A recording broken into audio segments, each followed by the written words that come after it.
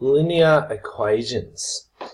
Now, I've got 4 pointers here that really help when solving these. And I'm going to talk about this for a little bit. And to help you understand it, I'm going to start with a really basic equation that everyone understands, and that is just that 1 plus 2 equals 3. Okay? Now, we'll talk about step 1 soon, but first we'll talk about number 2. Number 2 says you can add or subtract both sides of the equation by the same number or term. Okay? So what that means is I can add anything I like as long as I do it to both sides of the equal sign. So let's add 4. So I'm going to add it once on the left and once on the right side of the equal sign. And the reason we can do this is, well, let's just have a look at what happens when we do that. 1 plus 2 plus 4 is 7.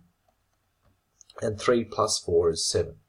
So what you notice is that by adding 4 on each side, the equation changes.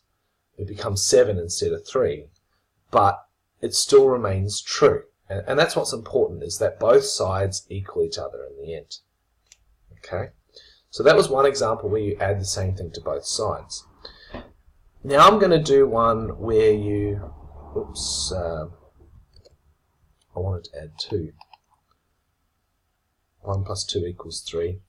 This time I'm going to do a multiplication one. Multiplication is a little different because this one says you can multiply or divide all terms by the same number or term.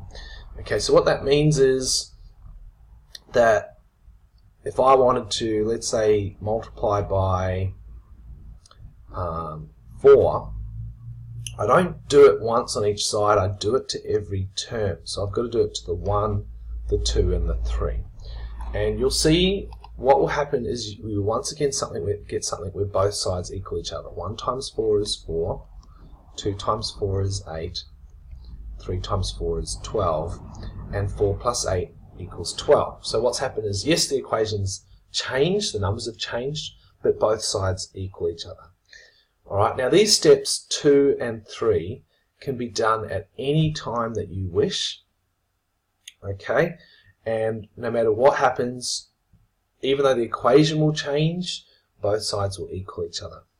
Alright, and step 1 is basically what we were doing. We were performing the same operation on both sides, but more importantly it says to do the opposite operation, which I'll explain as we do the examples. I'll also explain step 4 into more detail later.